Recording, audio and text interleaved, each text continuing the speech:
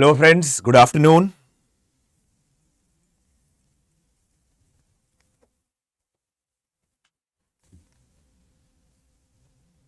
Yes, hello friends, good afternoon. Am I audible and visible? Somebody please ping me so that I can begin with today's session.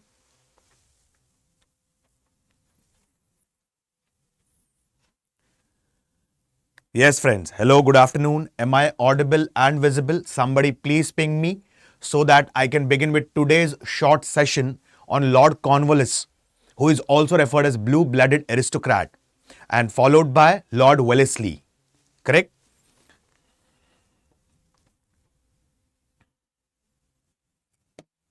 Okay, thank you.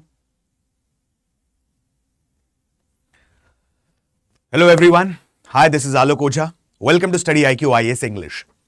We are going through the classroom series of specifically modern Indian history, wherein we have tried to cover the diversified topics in a simpler format, such as the arrival of Europeans in India, the Portuguese, the Dutch East India Company, English East India Company, followed by French East India Company. Correct? We have also seen different charter acts. And today we are going to throw light specifically on the Governor Generals. Just a second, guys. Yes.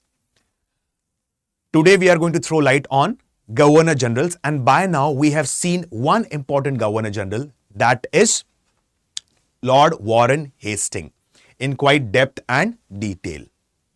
So today we are going to focus on Lord Cornwallis. Followed by Lord Cornwallis, we'll focus on Lord Wellesley.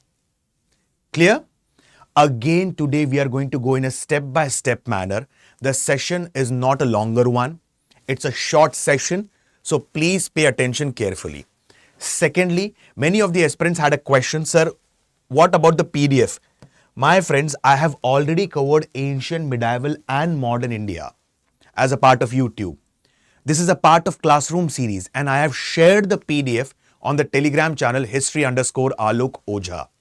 Okay, so here specifically, it's a request to every one of you to have a pen and paper along with you so that you guys can note down the important points. Okay, yes, Deepak ji, good afternoon. Tripti, good afternoon. Okay, so now let's begin our today's session.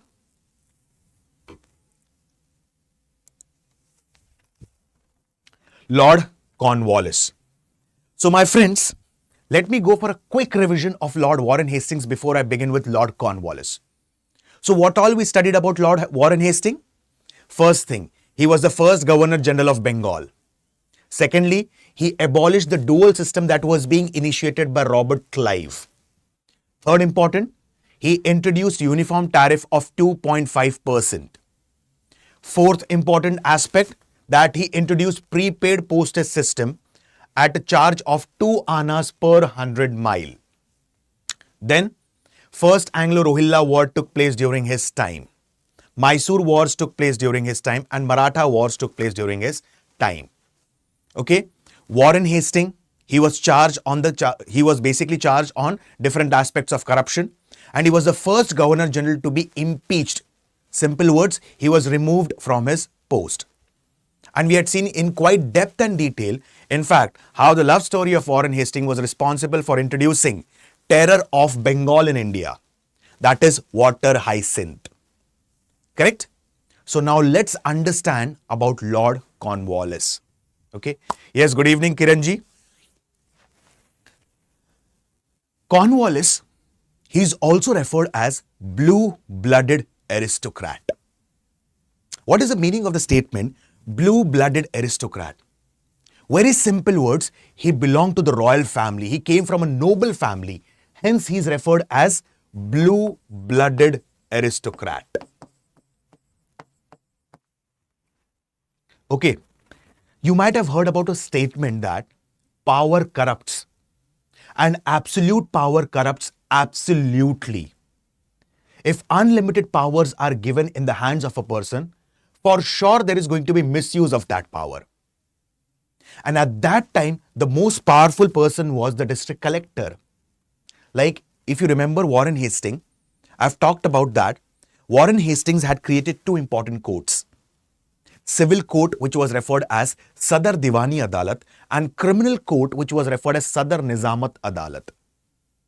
The civil court was under a district collector, and here district collector performed dual functions. Apart from collecting the taxes, he also acted as a judge in civil cases. So, district collector had lots of powers and he violated these powers. And what does Montesquieu say? He believes in the theory of separation of power. Like for example, like we have legislature, we have executive, we have judiciary. The role of legislature is to make laws. The role of executive is to implement these laws. And the role of judiciary is to interpret these laws, whether the law has been made correct. Secondly, like is it implemented properly or executed properly? So there is a proper separation, there is a proper segregation. But here entire power was in the hands of a district collector and there was nobody to have a watch over him. Yes, hi Sanjay. So at this particular point of time, Lord Cornwallis, he deprived district collector of his judicial powers. Second, you might have heard about these words precisely in the northern part of India. It is very famous. Thana and Daroga. Correct? So Thana and Daroga system was being introduced by Lord Cornwallis. Lord Cornwallis also came up with judicial reforms. Simple words, court fees was completely abolished. And in that case, if a person feels that he needs to sue any British officer, he can directly file a case against him. So Lord Cornwallis completely abolished what? The court fees. Another important aspect about Lord Cornwallis. Now listen to me carefully. As I have told you, English East India Company, it's a shareholders company and there are multiple shareholders in the company. For that sake, suppose I am one of the shareholder and I have 30%, 40% share in the company. Now, if I suggest that this person should be made as a district collector of a particular district, he would be made accordingly. If this person should be made as an SP of a particular district, he would be made accordingly.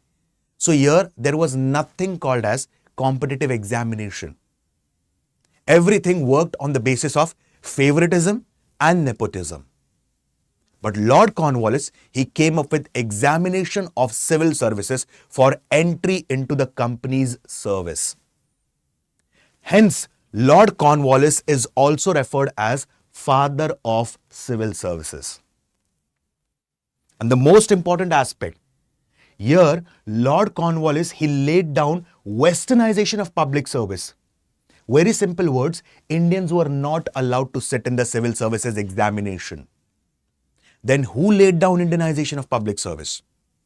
In the coming years, as per Charter Act 1833, Lord William Bentinck, who was the first Governor General of India, laid down Indianization of public service.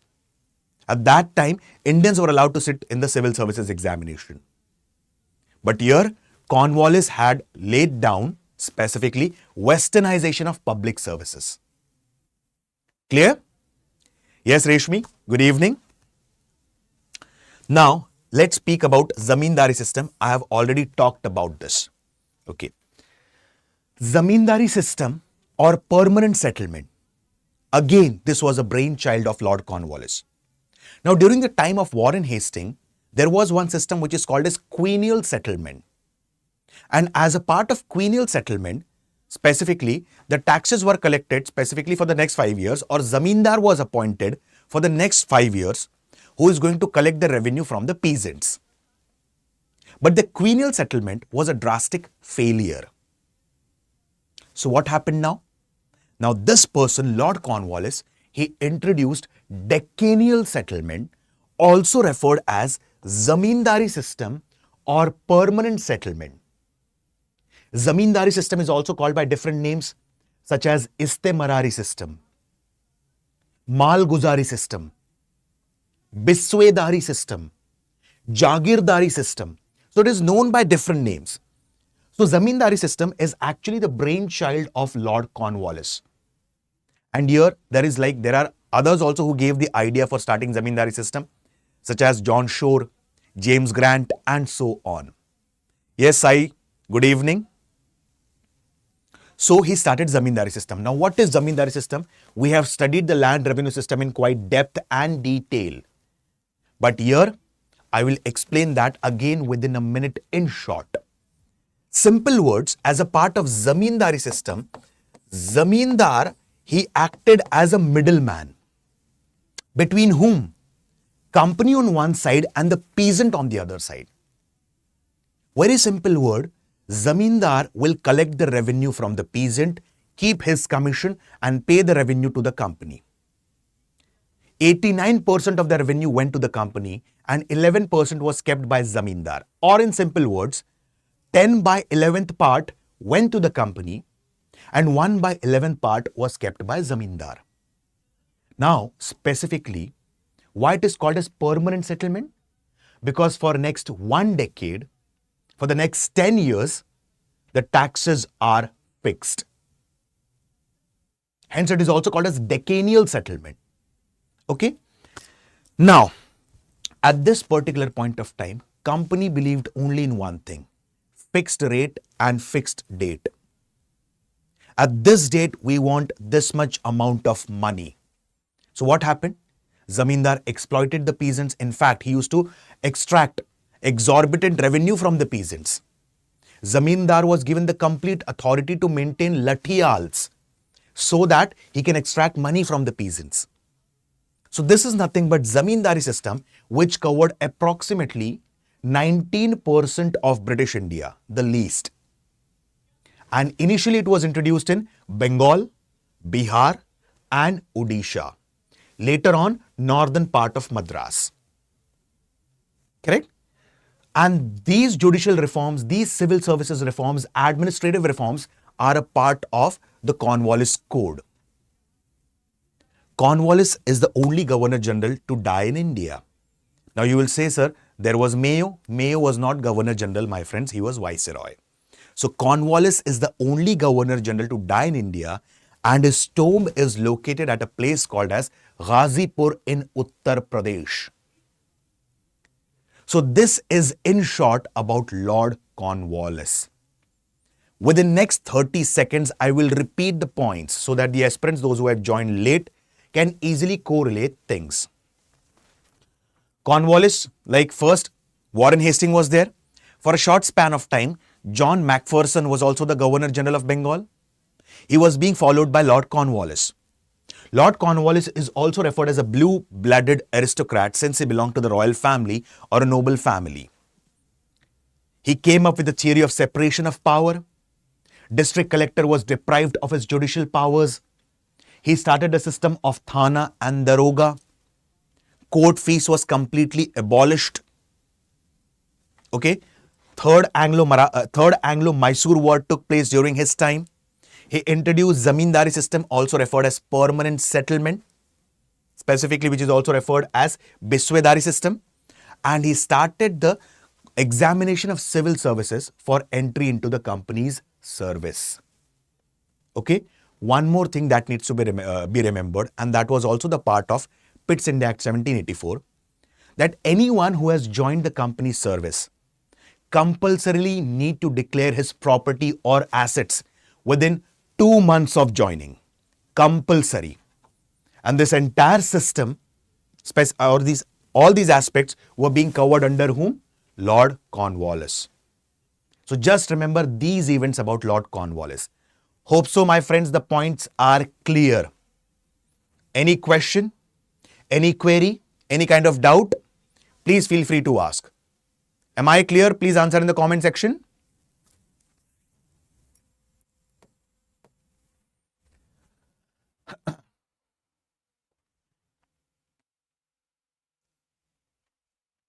Okay.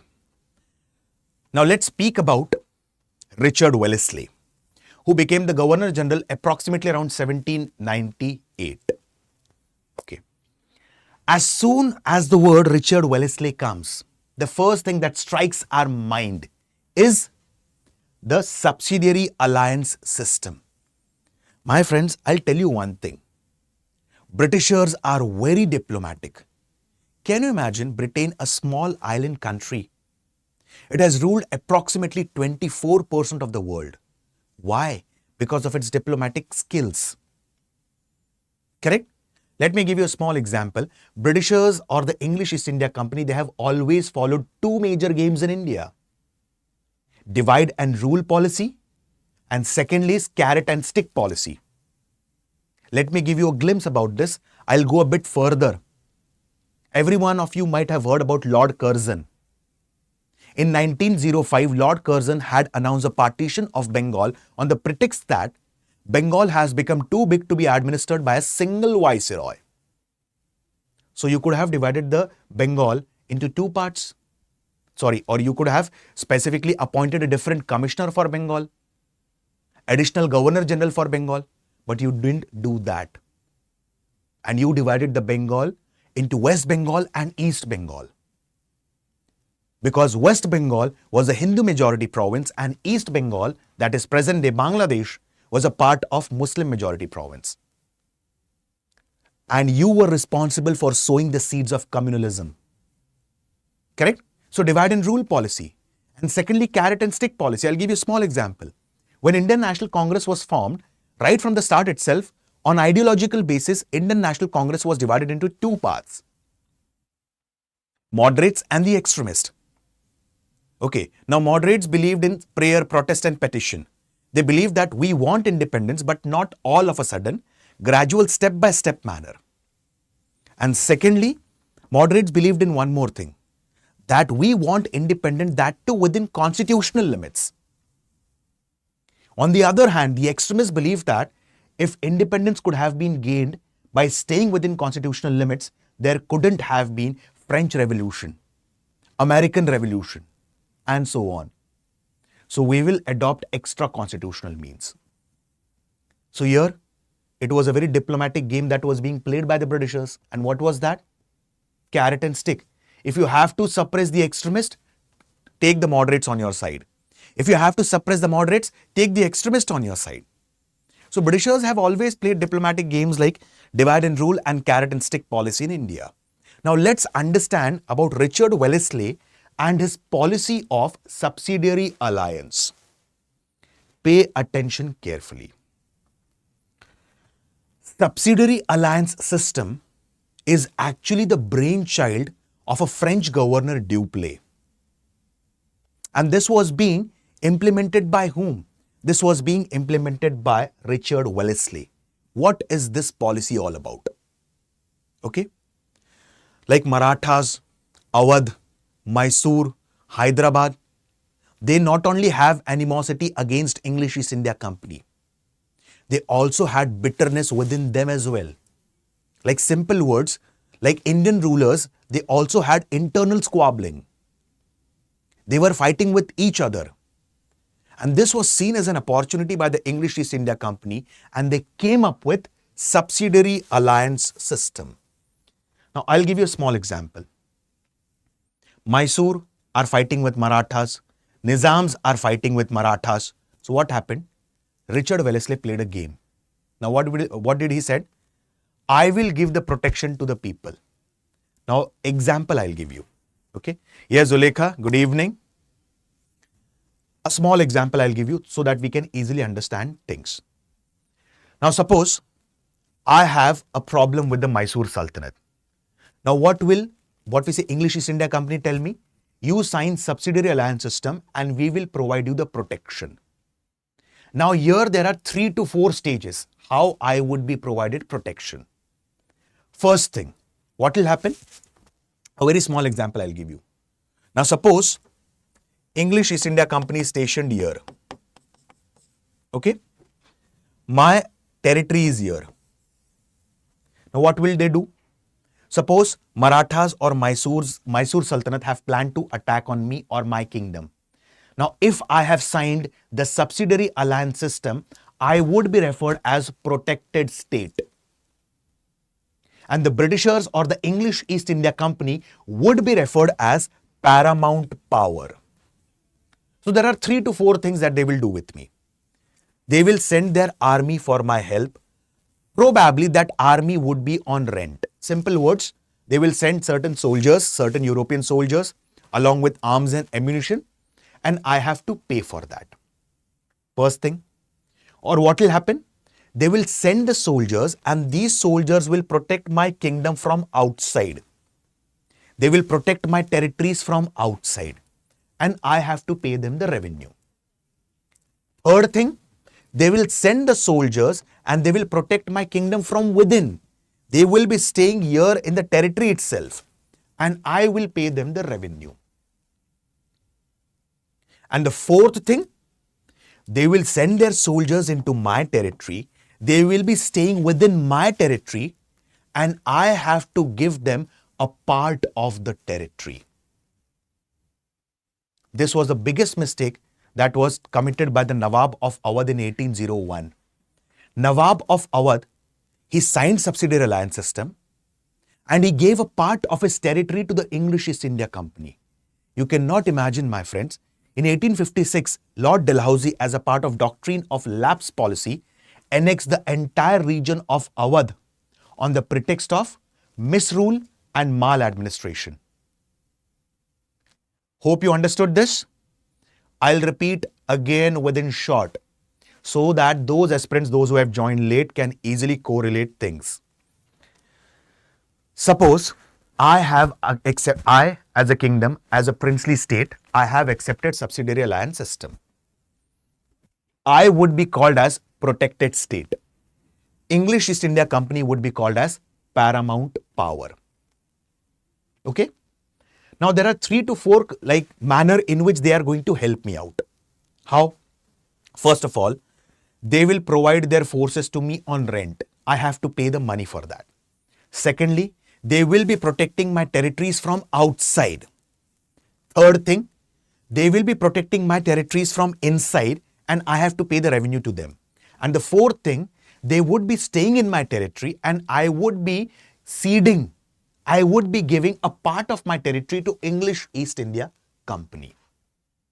Okay? Apart from this, there were certain rules that I need to follow as a part of subsidiary alliance system. What was the first rule?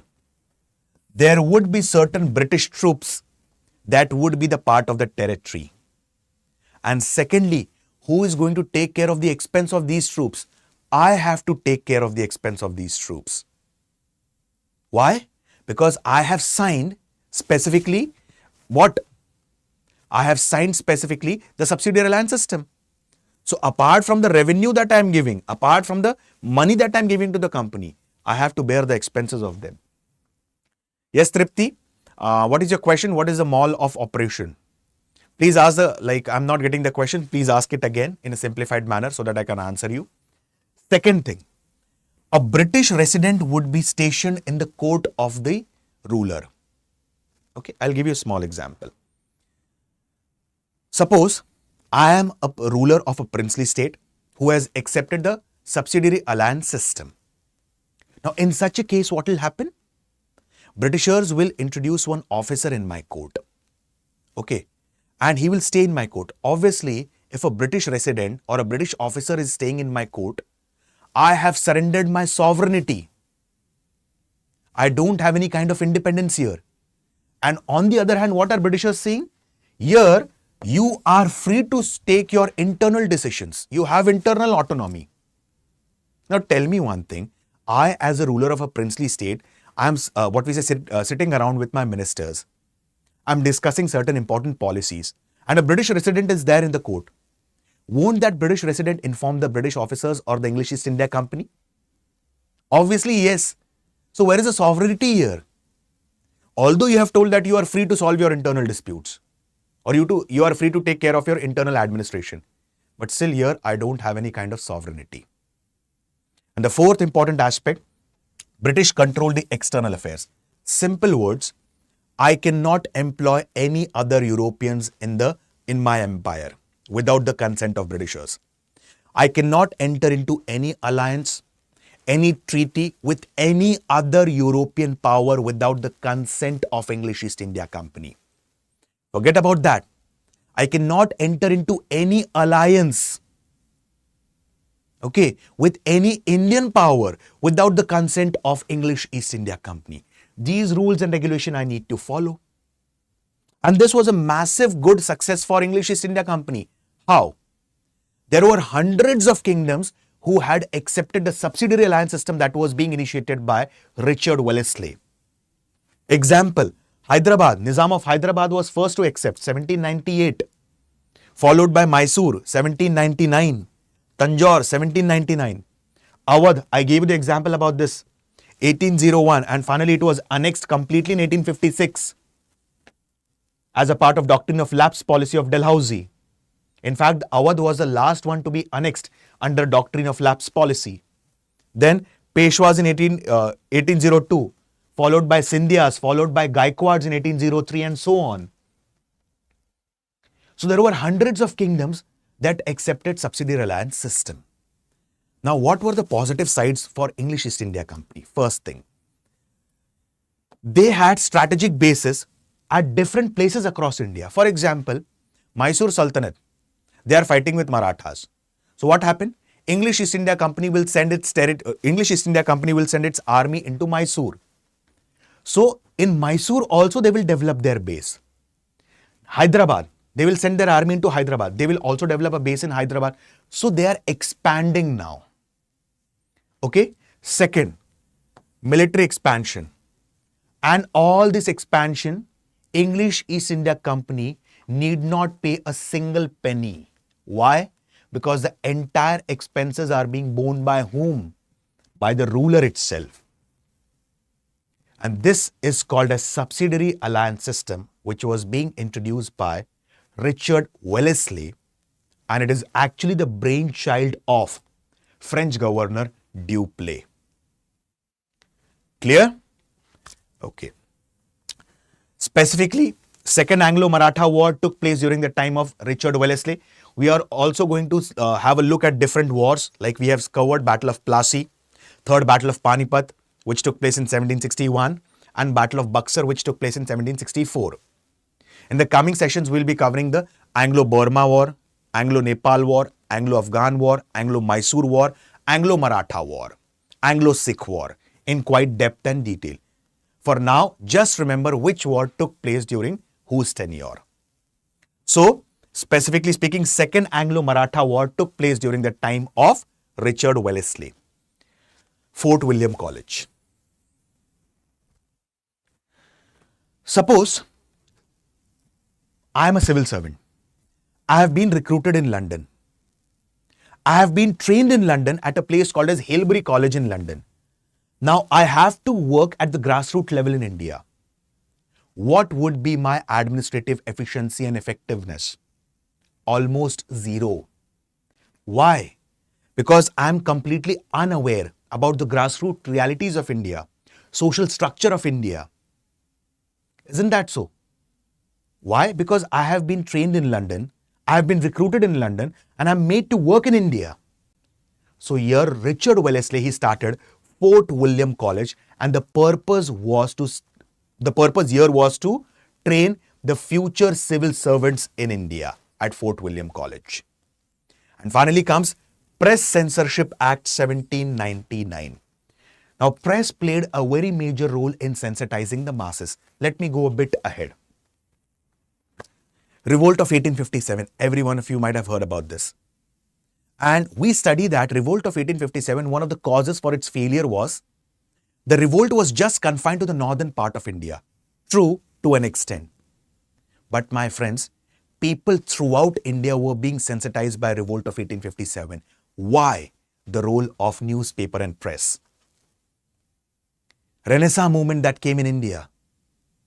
There were many social evils that were prevalent in India. Sati system, child marriage, female infanticide, Parda system, deeply rooted caste system. So here, the media, the newspaper, the press played a very major role in sensitizing the masses. Correct? Similarly, what happened? Apart from sensitizing the masses, the press also, exposed the exploitative character of British rule in India. And at that time, French, through their educative propaganda, they were sensitizing the people of India that you are getting exploited by the Britishers. So Lord Wellesley, he came up with Press Censorship Act 1799. to put restrictions on the newspaper of the French, to put restrictions on the French propaganda. So all these are the aspects of Lord Wellesley. Hope so you understood Lord Cornwallis and Lord Wellesley.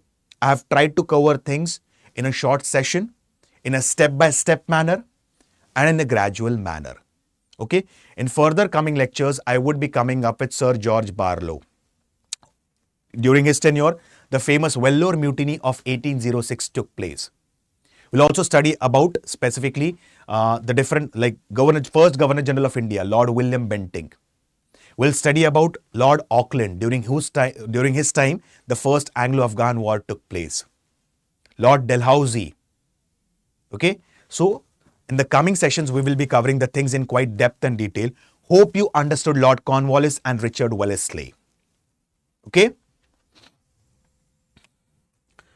My friends, as a part of Great Indian Festival Sale, StudyIQ IAS has come up with specifically GS Foundation batch, that is October batch for target year 2027.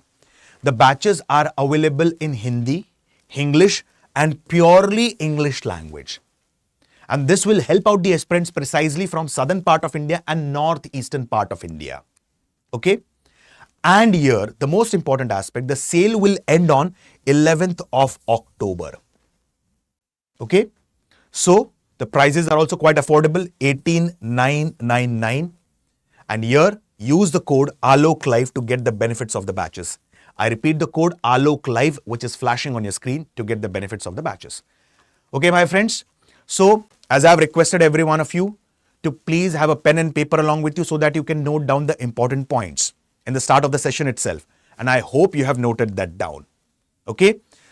Thanks a lot, everyone. Thanks a lot, Kiran. Thanks a lot, Reshmi. Thanks a lot, everyone. So with this, I'll stop my words for the day. See you guys with the next lecture, next session very soon. Thank you and have a very wonderful day. Bye-bye.